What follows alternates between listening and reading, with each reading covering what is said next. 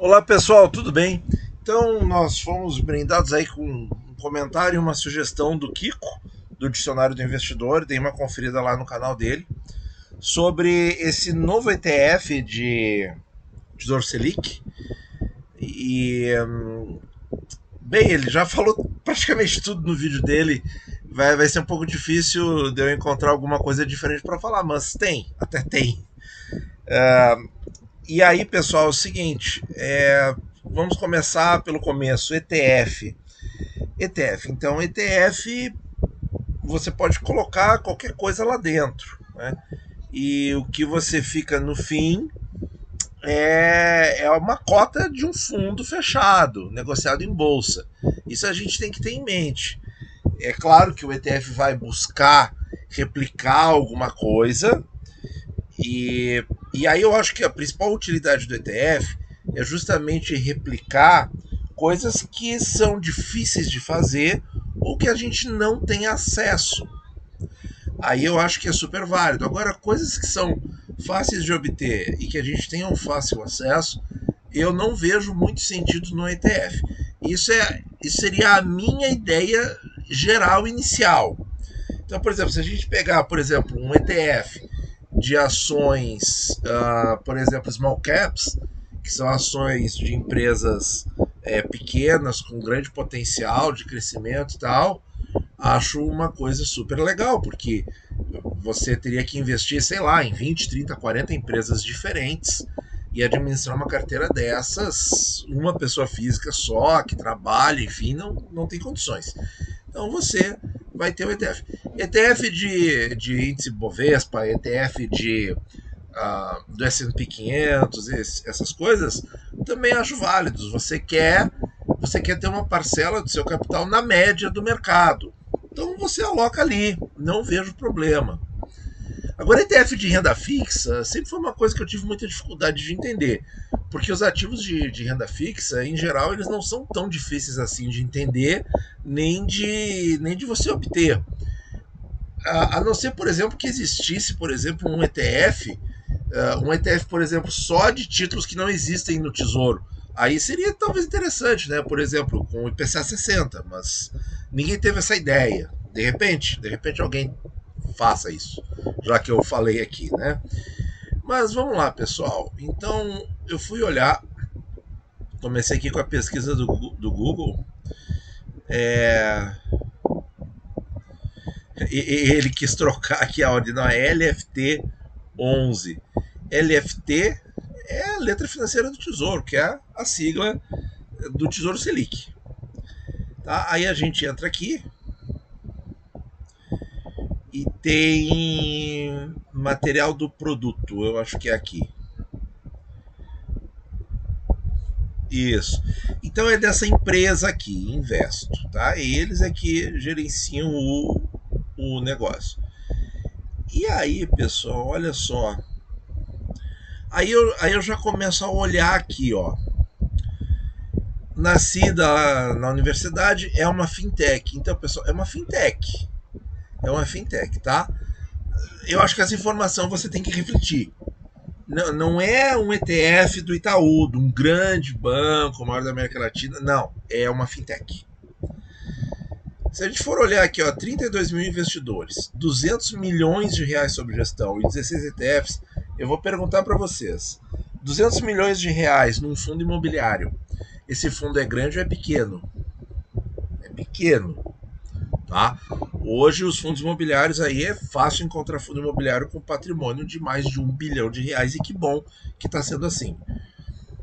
E eles têm mais esse tanto de ETFs disponíveis. Então, internacionalmente, bom, ela pode ter aí patrimônio de 80 bilhões de dólares que eu vi agora. Mas no Brasil, essa gestora aqui, por enquanto, ela é bem pequena. E esse é o meu principal ponto. Esse é o meu principal ponto. Vai estar com uma fintech pequena, né? Apesar do ETF conter lá dentro LFTs, inclusive LFTs que não tem no Tesouro Direto, por exemplo, Tesouro Selic 27 com vencimento em setembro, Tesouro Selic 28 com vencimento em março. Esses ativos aí não tem no Tesouro. E eles podem sofrer uma oscilação em função daquela taxinha extra. Qual taxinha? Essa aqui, ó, Selic+, tá? Tem Selics que vencem depois, tem Selic que vence em setembro e Selic que vence em março de 28, cuja taxinha inclusive é maior. Isso aí onde é que eu mostro? Na nossa série dos leilões. Então, pessoal, voltando aqui, ó. Aí ele tem aqui, tem liquidez imediata D+1, via B3. Então o resgate deve ser D+1 também. Então isso eu já vejo como uma desvantagem importante. No Tesouro Direto, se eu resgato o Tesouro Selic de manhã, eu vou ter esse recurso à tarde. Então eu posso fazer uma operação no mesmo dia no Tesouro Direto. Aqui é D+1. Né? As questões assim de imposto de renda, realmente essa alíquota de 15%, independentemente do prazo, essa vantagem aqui é difícil de bater. Difícil de bater, não tem como, né? Só ficando 2 anos. Agora, essa taxa de administração, isso aqui é meia verdade, tá? A forma mais barata de comprar é LFT. Aí o que eu digo? No Tesouro é 0,20 a taxa da B3. Então, por 0,01, essa é a grande vantagem. Esse é o mais barato. É mais barato em termos de imposto, aí seria mais coerente. Mas mais barato em termos de taxa, sendo que os valores menores do que 10 mil vão pagar a taxa também. Porque, por exemplo, se você tem 10 mil no Tesouro Selic, você não paga a taxa B3. Se você tem 10 mil aqui, você paga. Se você tem 20 mil aqui, você paga 0,19 em cima de todos os 20 mil. Se você tem 20 mil no Tesouro Selic, no Tesouro Direto, você paga 10 mil e os 10 mil iniciais você não paga. Então você pagaria uma taxa média de 0,10. Então o Tesouro Selic continua tendo vantagem quando o assunto é taxa de administração. Então isso aqui é uma meia verdade, né, que eu já não achei legal. Tá? E aí é o seguinte, pessoal. O ETF. O ETF, então, é um produto financeiro, é uma cota de fundo fechado negociado em bolsa, que você vai ter que vender para outra pessoa. Então, por isso que eles têm que ter um formador de mercado. E aí a questão é a seguinte, esse formador de mercado tem custo também. Tanto que, nos fundos imobiliários, quantas vezes a gente já não leu e não viu críticas intensas aí dos cotistas contra gestores que contratam formadores de mercado. Então, é uma coisa que tem custo. Então já não fica tão legal assim. E, como bem o Kiko pontuou no vídeo dele, o formador de mercado ele vai ter uma limitação na sua ação. Né? Então, assim, em suma, pessoal, eu não gostei muito dessa ideia, tá? Mas isso é o Natan, tá? Isso não quer dizer que você não possa gostar disso aqui. Mas eu não achei muito legal. Eu não tenho uma recompra garantida como eu tenho no Tesouro Direto. No Tesouro Direto, a recompra é garantida pelo Tesouro Nacional. Quando eu vendo, resgato antecipadamente um título público, eu não estou vendendo para outra pessoa, eu estou devolvendo para o Tesouro. E é o Tesouro que recompra, é o Tesouro Nacional que recompra, não é outra pessoa. Aqui eu vou depender de uma negociação em bolsa. E aí isso aí me traz mais uma camada de risco que eu não tenho no Tesouro Selic.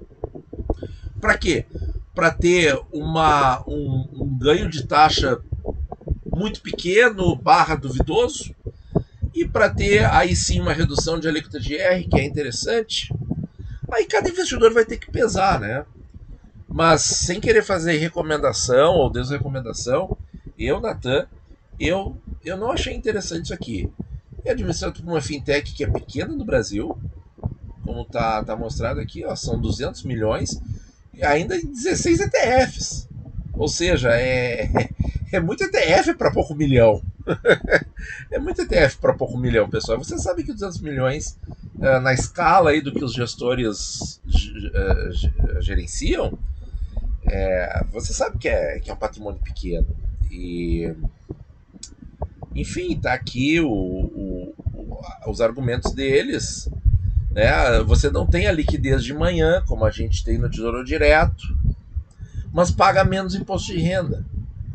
Só que, de novo, né? É um ETF para uma coisa que eu posso montar sozinho, sem dificuldades.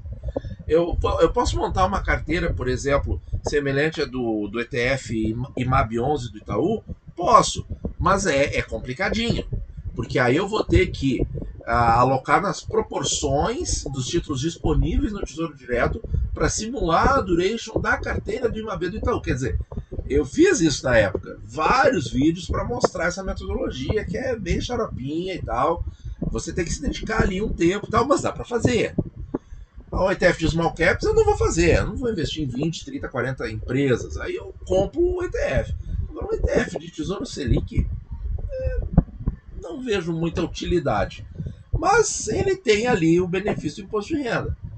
Malefícios? Vai ter que ser negociado em bolsa, então você vai depender de vender para alguém. E administrado por uma fintech. Quer dizer, uma fintech pode dar errado. Algumas fintechs já deram errado. Tomara que não. Essa é internacional, vamos ver. Mas é uma novidade, está muito na novidade ainda. Nós que somos investidores de longo prazo, a gente gosta de coisas bem estabelecidas, de longo prazo. Tá bom, pessoal? Muito obrigado por ouvir e bons investimentos a todos.